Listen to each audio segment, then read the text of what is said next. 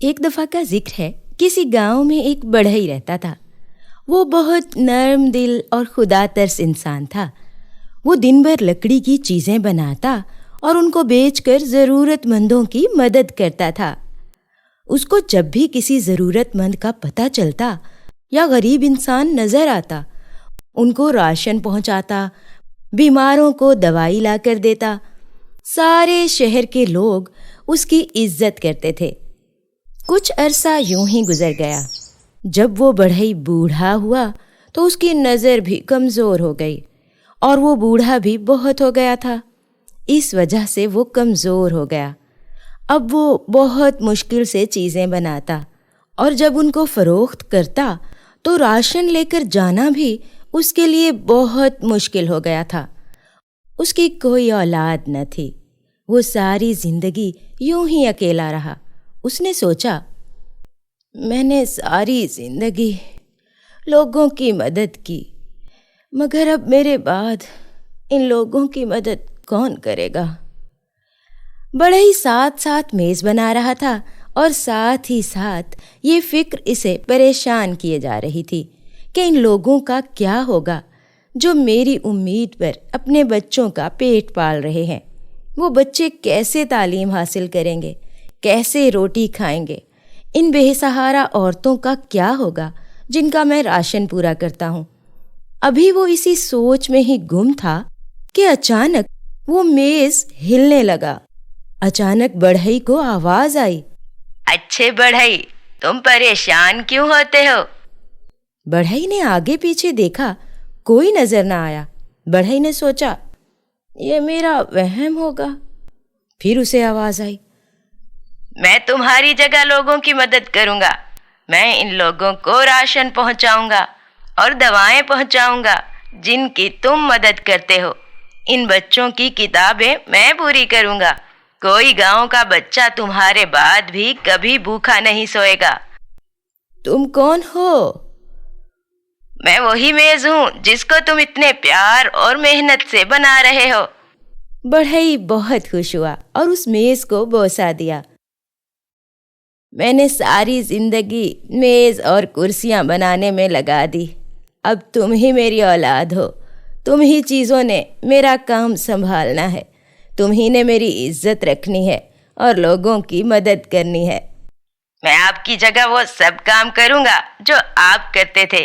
میں ان سب کا سہارا بنوں گا جن کا آپ سہارا بنتے تھے۔ میں ان کی مدد کروں گا۔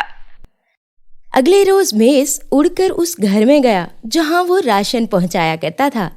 میز اس دروازے کے آگے جا کر رک گیا۔ اندر سے بچوں کے رونے کی آوازیں آ رہی تھیں۔ اس میز نے دروازہ بجایا۔ ایک بوڑھی عورت نکلی۔ اس نے دیکھا ایک بہت ہی خوبصورت میز پڑا ہے جس پر دالیں، چاول، آٹا اور مزیدار کھانے پڑے ہیں۔ وہ یہ دیکھ کر بہت خوش ہوئی۔ اس نے ادھر ادھر دیکھا، وہاں کوئی نہ تھا۔ وہ راشن اٹھا کر اندر چلی گئی۔ اس کو دیکھ کر میز بہت خوش ہوا اور اڑ کر واپس چلا گیا۔ اگلے روز میز اڑا اور ایک کمرے میں چارپائی کے ساتھ جا کر کھڑا ہو گیا۔ وہاں ایک بوڑھا شخص سویا ہوا تھا۔ اس کے آس پاس کوئی نہ تھا۔ گھر میں تھوڑا سا سامان تھا جو بکھرا پڑا تھا۔ اس بیمار بوڑھے آدمی کی جب آنکھ کھلی تو اس نے دیکھا کہ اس کے پاس ایک بہت خوبصورت میز پڑا ہے جس پر اس کی دوائی پڑی ہے۔ وہ بہت خوش ہوا، لڑکھڑاتا اٹھا، اپنی دوائی لے کر اپنے پاس رکھ لی اور دوا لے کر سکون سے سو گیا۔ میز اس کو خوش اور مطمئن دیکھ کر بہت خوش ہوا اور خوشی خوشی اپنے گھر واپس چلا گیا۔ اگلے روز میز پھر سے اڑا اور اڑ کر ایک گھر کے دروازے پر جا کر رک گیا۔ اسے گھر سے آوازیں آ رہی تھیں۔ اس نے غور سے سنا تو بچہ ماں سے کہہ رہا تھا، ماما، میری ٹیچر مجھے روز مارتی ہیں، کہتی ہیں کتابیں لے کر اسکول آیا کرو۔ اور یہ سن کر ماں کے رونے کی آواز آتی ہے، ہائے اللہ۔ میز دروازہ بجاتا ہے۔ ایک بچہ باہر آتا ہے۔ اور کیا دیکھتا ہے کہ گھر کے باہر ایک خوبصورت میز پڑا ہے جس پر اس کے اسکول کی کتابیں پڑی ہیں۔ وہ خوشی سے ماما ماما چلاتا اندر چلا جاتا ہے۔ اس کی خوشی دیکھ کر میز بھی بہت خوش ہوتا ہے۔ وہ میز واپس آ کر اس بوڑھے بڑھئی کے پاس آتا ہے جو بستر پر لیٹا ہوتا ہے۔ آپ بہت اچھے ہو، دوسروں کی مدد کر کے بہت سکون ملتا ہے۔ میں جب کسی کی مدد کرتا ہوں تو مجھے ان کو خوش دیکھ کر بہت خوشی ہوتی ہے۔